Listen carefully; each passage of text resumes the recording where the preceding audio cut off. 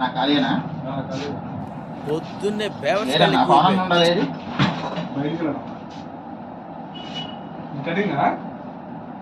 ఏవా మరి కటింగ్ అని అడుగుతావేంటి?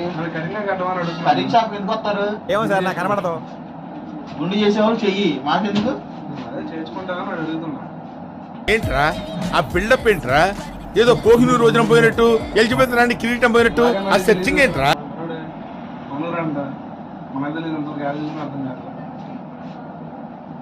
అసలు నీవు ఈ ఊరేనా మీది?